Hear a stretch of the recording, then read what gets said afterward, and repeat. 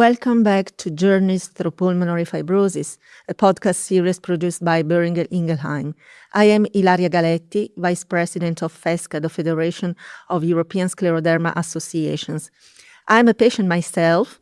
I have been coping with the disease systemic sclerosis for almost 30 years, and I was blessed in 2025 because I received a double lung transplant. In each episode of the series, we have a person living with the disease and that can share the experience of living with pulmonary fibrosis. Today, we'll be discussing systemic sclerosis or SSc, a rare and autoimmune condition with a focus on the management of pulmonary fibrosis and the importance of an early diagnosis.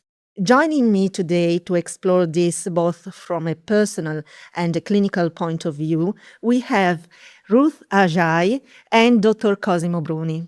Hi, good morning, Ilaria. Thank you. Hi, good morning, and I'm happy to be here to discuss my experience. Thank you very much. Ruth, would you kindly introduce yourself, please? Yes, so I am Ruth, and I have been living with systemic sclerosis and interstitial lung disease for 10 years now. I had my diagnosis in 2016, and so far I'm lucky and happy to be alive. And Dr. Cosimo, please introduce yourself. Thank you, Ilaria. Very happy to be here today. I am a rheumatologist. I trained in Italy back in the days in 2017, and after that I explored research in the field of systemic sclerosis and interstitial lung disease, and I'm currently a senior scientist at the Zurich University Hospital and University of Zurich in Switzerland. Thank you, Dr. Bruni. Ruth, you said you have systemic sclerosis. Yes. Can you please briefly describe what it means living with the disease? What is the disease? So for me, my understanding of the disease is that my skin and my body produces too much collagen and I have skin hardening. But it doesn't just affect my skin, it also affects my muscles, my joints, and also my internal organs as well. And living with systemic sclerosis has been quite challenging for me.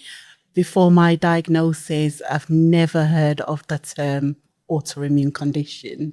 I think I've heard of the term lupus, but I didn't really know what it meant. So when my doctor told me that's what I had, my immediate thought was, oh my God, I'm going to die. I'm going to die very soon. I don't want to die.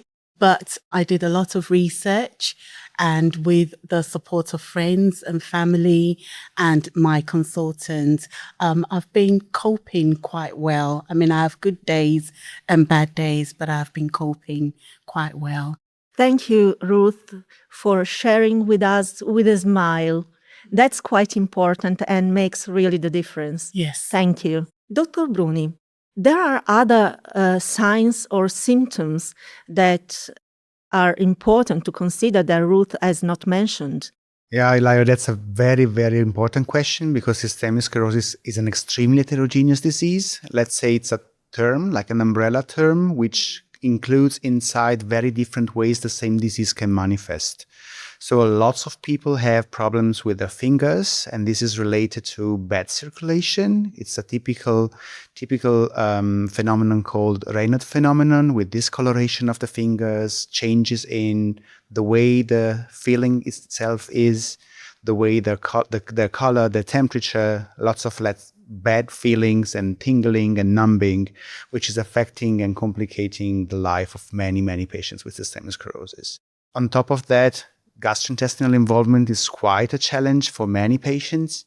There are as well good days and bad days as well. A lot of adjustments to be done in the diet, in eating times, because of reflux, because of issues with constipation or diarrhea or bad digestion overall. And then, of course, there can be, not that often, other vascular severe complications like pulmonary hypertension or scleroderma renal crisis, which might be on top of the sclero part of the disease, meaning not just fibrosis, as Ruth told us with the collagen itself, but also vascular complication and inflammatory complication, which affect the patients and may be a challenge also for us from a clinical perspective to handle. Thank you, Dr. Bruni, for explaining these concepts in a very layman language. Thank you. You have well explained what consists systemic sclerosis. Are there other involvements that's worthwhile mentioning? On top of this, I would say that for sure, lung involvement overall is a major complication, or let's say manifestation of the disease, because it's one of the ways the disease can manifest. And among them, as I already mentioned before, pulmonary hypertension is rare, but can be present in this disease. So it's a vascular problem inside the lungs. Or we can have, let's say, the parallel component of the skin fibrosis happening in the lungs. And this is what we call interstitial lung disease. It's a wide bunch of conditions which can affect the lung. And among them, systemic sclerosis associated interstitial lung disease is one of them. But again, inside this terminology, we have different ways the lungs can be affected from an inflammatory and the fibrotic component. So let's say touching the tissue of the lung, not the vessels of the lung. And this can bring to different symptoms, different complications for the patients. And on top of this, let's say different needs for the patient itself from a clinical perspective and a personal perspective. So just to add to what you've said, when I got my diagnosis 10 years ago, I was initially told I had systemic sclerosis, Raynaud's and interstitial lung disease. But approximately 4 years ago, I had the biggest flare that I've ever had. Mm-hmm. And from that, I developed pulmonary hypertension and heart failure, but with normal ejection fraction. That's right. And now I'm having issues with my liver. So the autoimmune I'm very aware is attacking my internal organs. So my needs and the way it affects my body and my daily life has changed drastically. Yeah. And it can be quite difficult because I'm seeing different specialists. And when I'm feeling unwell, I have to kind of play a little bit of bingo in my head. Like, do I see the rheumatologist or the cardiologist or the pulmonary hypertension specialist today? Who do I go to first? And if I go to one person and they'll say, I think this is to do with your lungs. That's not my area. Go and see your pulmonary hypertension specialist, and then I have to go and book an appointment with them. So from a patient perspective of someone living with the condition, it can be quite challenging as well, because you're not viewed as a whole person. You're viewed as a specific condition, and you have to go to that specialist. And if they can't help you, it's, oh, sorry, go to the next person. So you kind of go around the house sometimes. Yeah. That's true, Ruth. We go back to the moment you received the diagnosis of ILD. How was the diagnosis delivered to you? I'll never forget the day that I received my diagnosis. It had been a journey of 9 months. So the way I got sick, I had a cold. And normally when you catch a cold, for me, I feel really awful for 2 days or so. But after 2 days, I start to get better. But for me, it was 2 weeks and I was progressively getting worse. My breathing was getting worse. I was in a lot of pain. I was having jaw pain, muscle, joint ache. And I knew something was wrong, but I didn't know how to describe it. And I kept going to my GP until one day I said to my GP when I went, and I said, I'm not living here until you give me a letter to go to the hospital, because I can feel myself dying, but I don't know what's wrong with me. But you keep telling me to give my body a chance to recover. And this was about 6-8 weeks down the line. And I was a big woman. I was a size 18 UK size. And within those 6 weeks, I lost weight to a size 10 without doing anything. So 9 months later, after seeing various specialists, having scans, blood tests, biopsy, I remember sitting in the office of my rheumatologist, who is still my rheumatologist now, and he gave me the diagnosis, and I just cried. I cried, ugly cried as well. I was just relieved, But then I panicked because I thought, oh my God, what is this condition? Am I going to die? Do I need to tell my family? What's going to happen to me? And a lot of medical terms were being thrown at me. And I kept saying to him, explain it to me in plain English. I don't understand what you're saying. Explain it to me in plain English. So he told me everything, the treatment pathway. I felt very overwhelmed. And I said, can I just go home and think about this? And he gave me lots of leaflets. And I remember when I came out of the office, I was walking down this long corridor and I saw some chairs and I sat down there and I cried nonstop for about 20 minutes. And then I took myself home, got on the bus, got home, and then I cried again.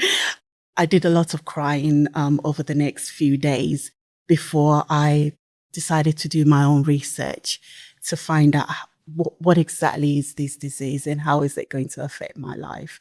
But it's a day that has stayed with me forever. I'll never forget that day and the emotions that I was going through.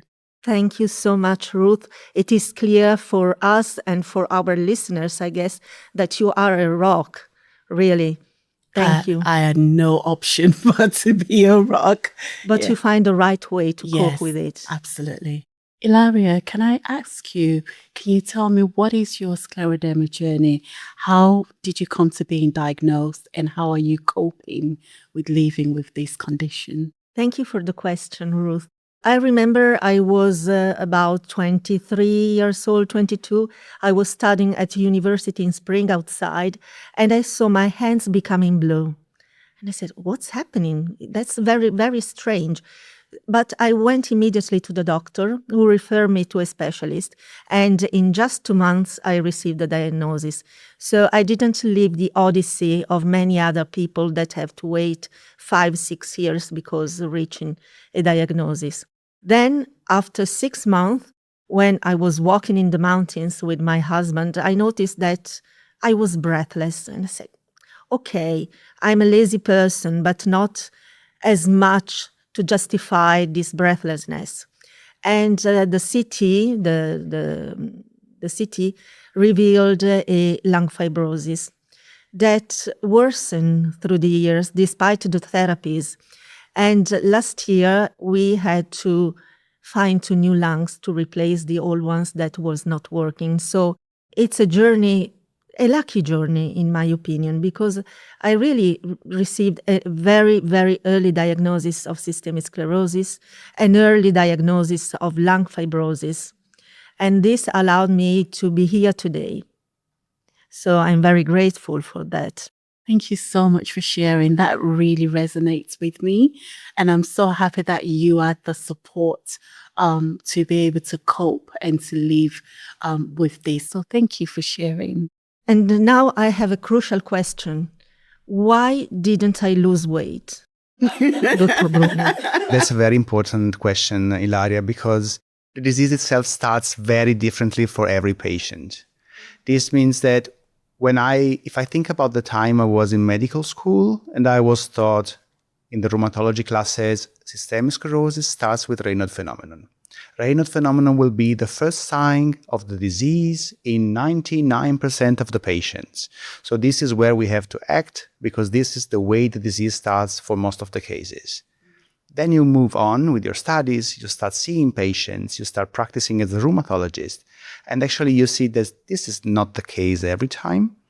You might be having hard days like Ruth had because of your lungs at the same time, might be joints aching, might be the skin starting to get harder or swollen up in your fingers, with or without the Raynaud's, regardless of the Raynaud's.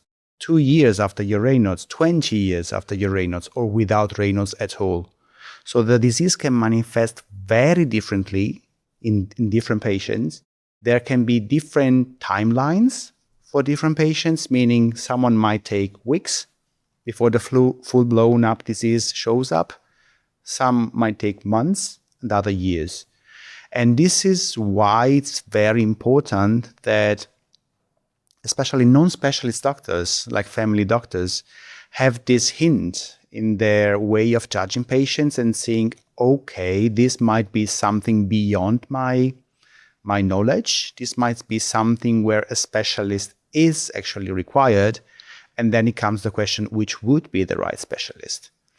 And this is actually why it's then very important that rheumatology is seen as a full body, comprehensive and caretaking specialty in the field of medicine.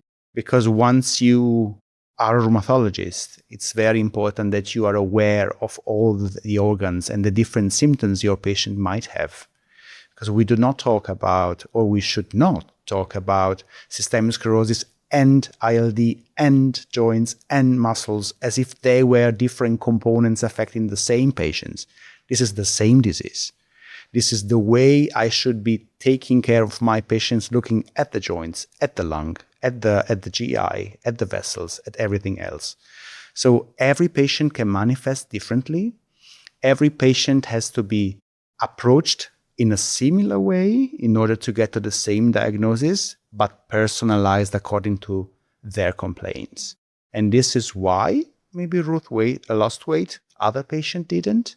Other patient lost weight later on during their disease course, other gained. So this is why we have to be aware of the heterogeneity of the disease, the way it behaves later on after the diagnosis, but also the way it behaved before the diagnosis was assigned to the patient. So one of the warning signs for me when I'm in a flare is weight loss, especially if I'm not trying to lose weight, then I know something is seriously wrong. I need to go and see my rheumatologist and get some tests done so that they can know what's going on, and rather than waiting for me to get really, really bad and then I end up in emergency. But I'm more proactive because I've been living with the condition for a while. So for me, weight loss is an indication that I'm about to go into a big flare and I need to handle it very well. I agree, because I remember when I was waiting for the lung transplant, I lost 20 kilos. So it was a sign of not good. Yeah. It was a bad sign. Yeah. Dr. Bruni, nowadays we spoke more and more about VIDOS, a very early diagnosis of systemic sclerosis. Why is it important to have an early diagnosis? So thank you, Ilaria. That's a very relevant point. The diagnosis of the disease sometimes comes very early, meaning few months or few weeks, even sometimes after the very big first manifestation or first symptoms of the disease itself, while sometimes it takes years before the condition and the overall body status gets a name.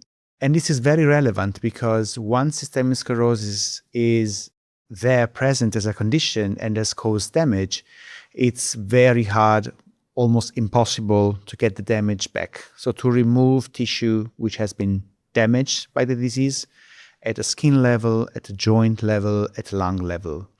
So the earlier we are able to detect the condition, the systemic sclerosis itself, the better, because at least we are able to start monitoring the patient and screening the patient for conditions which have not manifest yet, or which are not even there on images. So we would be able to see the patient in his very baseline status when the things are as clean as possible. And that's the best starting point we can have. We do not have as of now many ways of preventing the disease evolution, of avoiding the appearance of certain complications, let's say primary prevention, this is what it's called. But we do have the chance to act early on the conditions, on the different organs and the different manifestations the disease can present with our current medical weapons, let's say our medical possibilities. So the earlier we get the diagnosis, the earlier we can start monitoring, screening the patient and doing our regular checkups, the earlier we can start the treatment. And this allows at least avoiding or delaying the damage that the disease usually brings.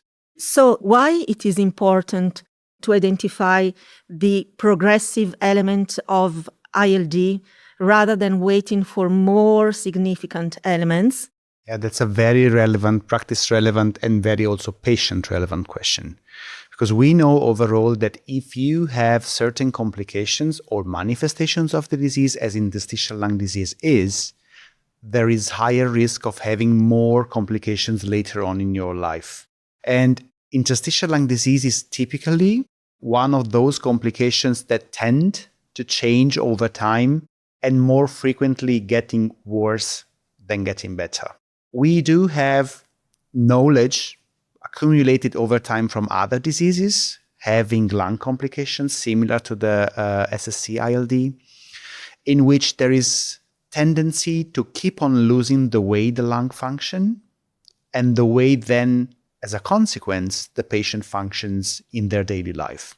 We should be aware that as the status of medical possibility and medical care is today, once the scars in the lungs are there, we do not have that many chance for the lung tissue itself to go back to the way it used to be. And that's the same when you do have a bad accident, for example, and that turns up with a big scar on your body. Yes, okay, we do have aesthetic surgery for that now. We do not have that in the lungs. So we cannot replace that little part of scarred lung unless you get a full lung transplantation. And we do not have the chance with our medications, the way we use them now and what we have available now, for the tissue to go back to normal. And especially if you tend to be a patient who worsens rapidly in a short period of time, usually in a year time or in a couple of years time, then your chance of having further worsening over time is even higher. And this further worsening has been associated in many conditions, as well as in systemic sclerosis, with higher mortality. So we do have to identify patients who have this called progressive phenotype, or the way the pulmonologists like to call them, progressive pulmonary fibrosis, because those are the patients who are at higher risk of having bad prognosis over time. So higher chance of dying or chance of dying earlier. Ruth, when did you realize that something was not working with your lungs, and how the diagnosis has been told you? So before I was diagnosed, I realized something was wrong with my body, but I didn't know it was with my lungs. So my house, my bedroom is close to my bathroom, and I've counted the steps. So from when I get up from the bed to my bathroom is 8 steps precisely. I've counted it so many times. And I realized something was wrong when I'm sitting at rest and I'm struggling to breathe and I'm in a lot of pain. Or I get up to go to the bathroom, 8 steps, and I'm struggling to breathe. And it's like if I've run a marathon and I'm thinking, this can't be right. I've not done anything. I've only taken 8 steps from my bed to the bathroom and I'm breathless. That was when I realized something is not right here. And then I went to my GP. And then 9 months later, when I got the diagnosis about interstitial lung disease, never heard of that term before. I was very, very scared because I couldn't walk at my normal pace by this time. So I had to pace myself when I'm walking. I live in a house, so I've got stairs. 13 steps, I counted, because I have to give myself a pep talk every time I have to go up the stairs and down the stairs because I get very breathless. That's when I realized this is a condition I'm going to live with for the rest of my life. I have good days and I have bad days. It's kind of stabilized now. I do have a scan every year where my rheumatologist just monitors my lungs to make sure it's not getting worse. But whenever I have an infection or a cold or my body is highly inflamed, my breathing does get significantly worse. And not just worse, but every breath is painful as well, which can be quite depressing. Thank you, Ruth. And the communication with the doctor when he told you you have ILD or you have pulmonary fibrosis, what was it? So I received the pulmonary fibrosis diagnosis 4 years ago when I was in hospital. So I had a big flare, ended up in hospital. I thought I'll only stay for maybe a week, and I ended up staying for about 3 months.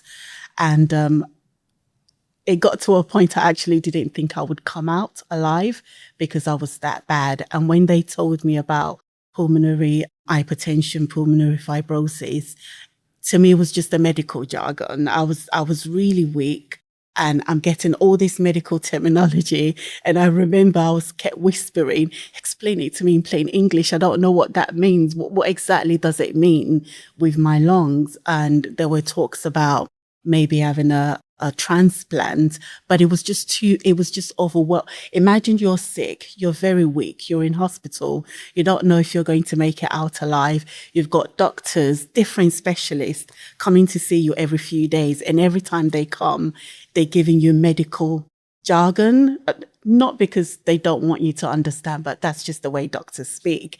And you're trying to process it and understand what it means. And it can be quite frustrating. Sorry. I know. It can be quite frustrating as a patient because you want to understand so that you can make an informed decision about whatever treatment options they offer you. Absolutely important, the communication between doctor and the patient, because there must be an alliance to receive then the best treatment. Yes. Thank you, Ruth. You've been very generous in sharing your life, your difficulties, and your experience. Thank you. After receiving the diagnosis of ILD, how did you keep track of your symptoms?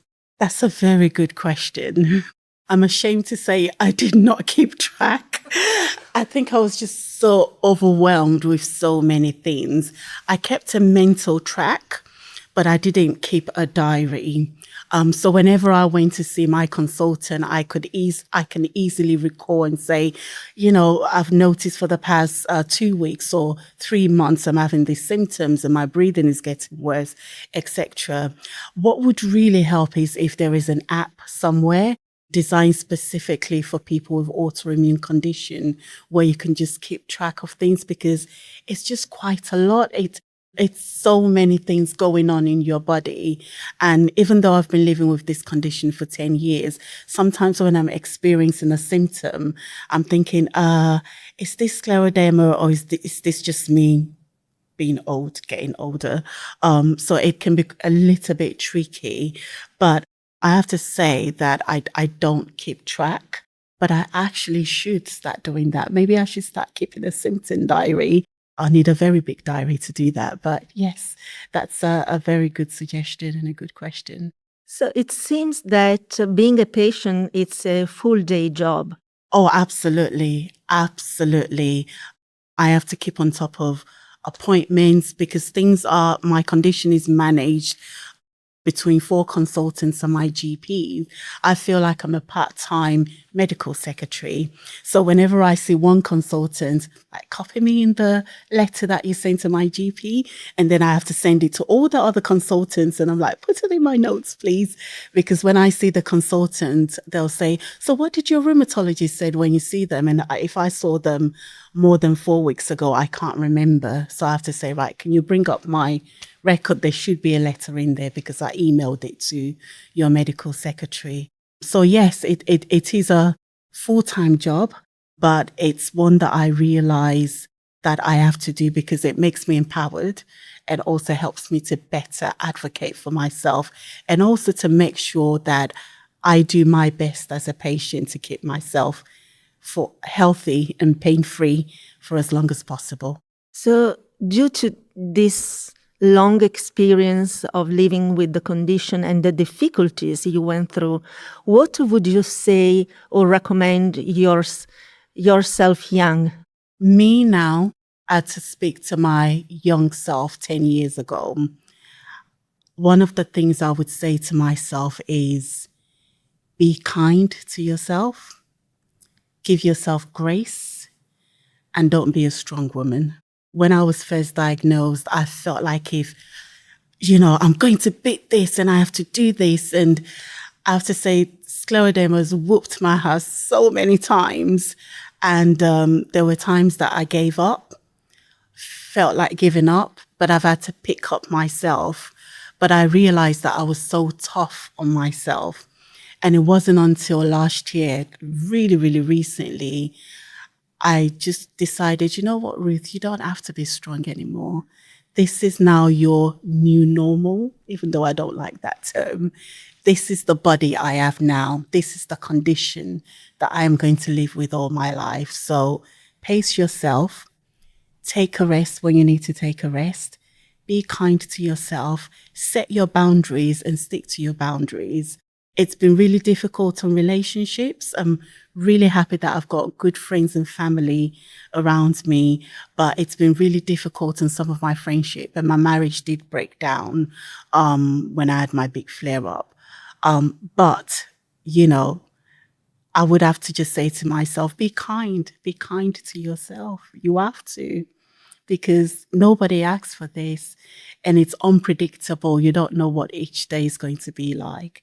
I can wake up tomorrow morning and not be able to get out of bed and be stuck in hospital for another 3 months. It's really unpredictable. It's out of my control, but I need to make sure that here, keep myself sane, keep myself calm, and just take it one day at a time. Thank you once again. We have gone through the diagnosis, the first symptoms of pulmonary fibrosis and systemic sclerosis. We went through the difficulties of living and coping with the condition, the complexity of treating such heterogeneous condition, as Dr. Bruni said.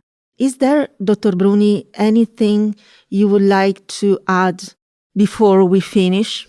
Well, as you mentioned before, Ilaria, it has to be an alliance, okay? Every time a new patient gets diagnosed, it's probably the beginning of a new life, of a different life of the patient, and it has to be the beginning of a new alliance for the doctor themselves. So, as Ruth was pointing out before, it's hard to keep tracks of what's happening, especially when you have multiple things to do.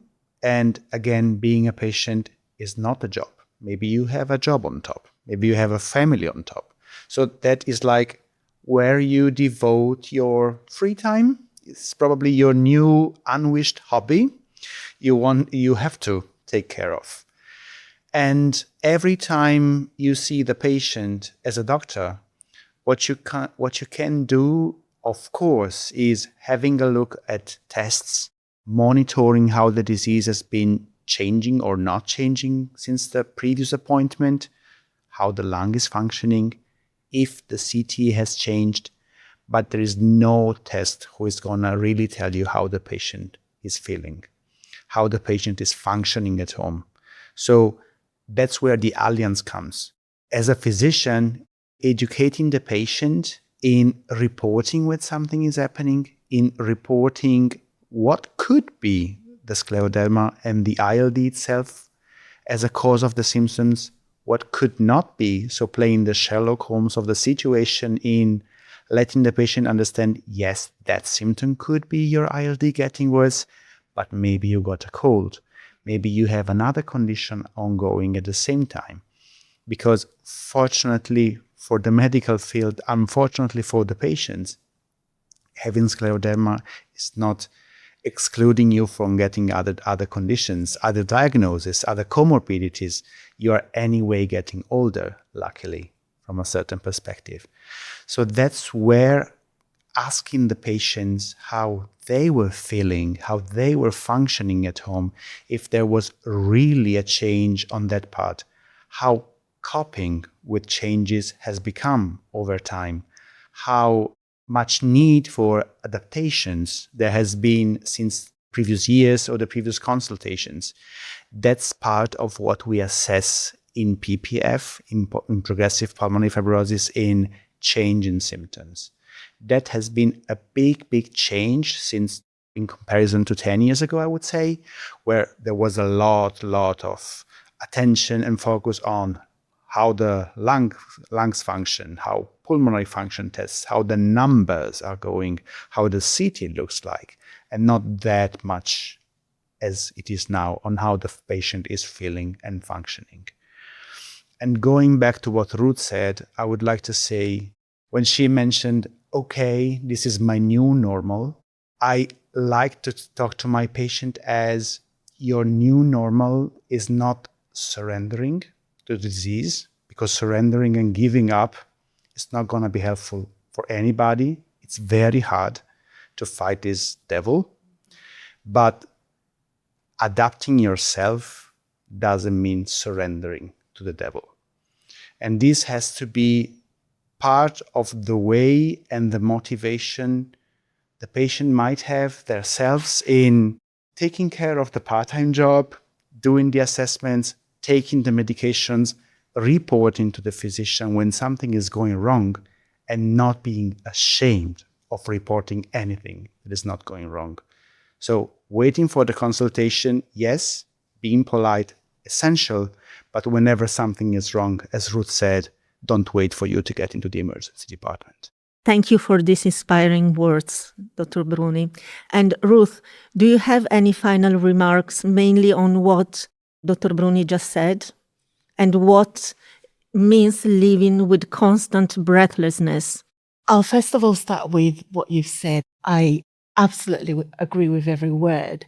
And it just made me realize that one of the things missing from my care that I've had to go get the support for myself is my mental health. Mm-hmm. I didn't realize the impact that this disease has had and is continuing to have on my mental health.